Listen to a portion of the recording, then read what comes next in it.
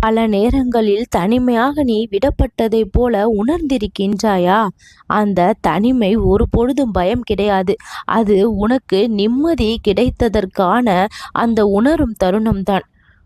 உனக்கு நேர்மறையாக நடப்பதை கூட எதிர்மறையாக எண்ணி கவலைப்படும் பழக்கத்தை முதலில் விடு.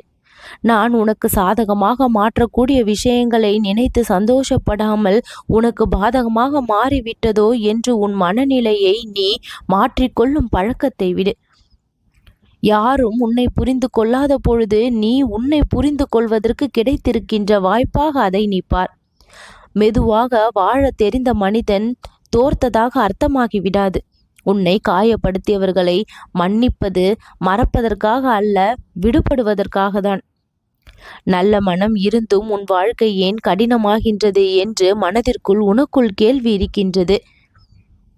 ஆனால் இந்த காலம் உன்னை படிப்படியாக உயர்த்தி உன் வாழ்க்கையின் இலக்கை அடைவதற்கு உனக்கு வழிகாட்டி கொடுக்கும்.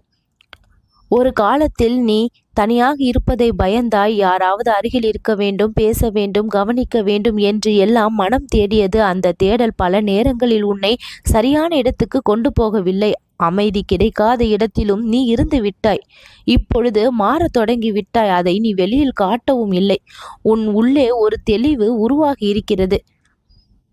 இப்பொழுது எல்லாம் நீ தனியாக இருந்தாலும் அந்த பதட்டம் இல்லை, அந்த வெறுமை இல்லை.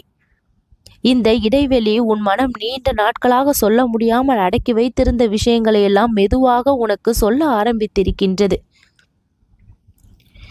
எப்பொழுதும் நான் உன்னை விட்டுவிட மாட்டேன். இந்த முருகன் உன் கஷ்டங்களை தீர்த்து வைத்து உன் தன்னம்பிக்கையை வளர்த்து வாழ்க்கையில் நீ பெரிய வெற்றியை காண்பதற்கு உனக்கு உறுதுணையாக இருப்பேன்.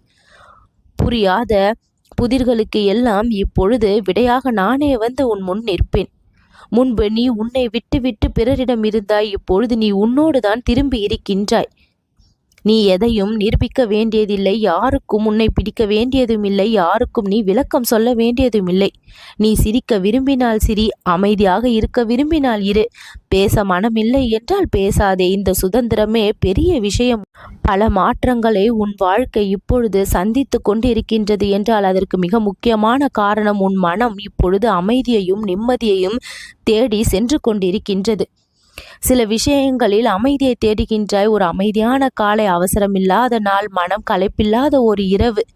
இப்படி உன் மனம் சீராகி கொண்டிருக்கின்றது. நீ நினைக்கலாம், நான் ஏன் இப்படி வாழ்கின்றேன், இப்படிப்பட்ட வாழ்க்கை ஏன் எனக்கு கிடைத்திருக்கின்றது என்று. ஆனால் இனிமேல் எந்த மனிதர்களை உன் வாழ்விற்குள் அனுமதிக்க வேண்டும் என்று நீதான் தீர்மானிப்பாய். நான் உன்னை கூட்டத்தில் வைத்து எல்லாவற்றையும் கற்றுக் கொடுத்து கொண்டிருக்கின்றேன் என்று நினைக்காதே. சில பாடங்கள் அமைதியில்தான் புரியவும் வரும். உன்னை சின்னவனாக எந்த ஒரு சந்திப்பும் மாற்றாது. உன்னை தெளிவானவனாக தான் அது மாற்றும். நீ உலகத்திடமிருந்து சற்று விலகுவது போல தோன்றும். ஆனால் மீண்டும் உன்னை சந்திப்பதற்கான வழிதான் அது. அந்த தெளிவில்தான் உன் அடுத்த உறவு, உன் அடுத்த வாழ்க்கை பிறக்கப் போகின்றது. நீ என்ன நினைக்கின்றாய் என்பதை யாரிடமும் முழுமையாக சொல்ல முடியவில்லை. சொன்னாலும் அதை அவர்கள் தங்கள் கோணத்தில் தான் புரிந்து கொள்வார்கள். அதனால் நீ பேசுவதை குறைத்து கொண்டிருக்கின்றாய், விளக்கம் சொல்வதை நிறுத்தி கொண்டிருக்கின்றாய். இது ஒரு நல்ல செயல்.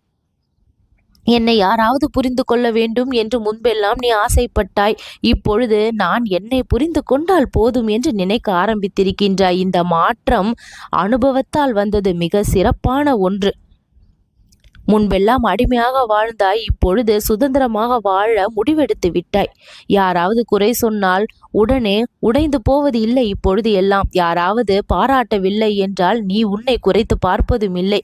நீ உன்னை உன் அளவிலேயே அளவிட ஆரம்பித்து விட்டாய். அனுபவத்தின் மூலமாக நீ கற்றுக்கொண்டிருக்கும் பல மகத்துவமான விஷயங்கள் உன் வாழ்க்கையை இனி முன்னேற்றி கொண்டு செல்லும். உன் பிரச்சனைகளை எல்லாம் நீயே தீர்த்து கொள்ளக்கூடிய அளவிற்கு மனபலமும் உடல் பலமும் நீ பெறுவாய்.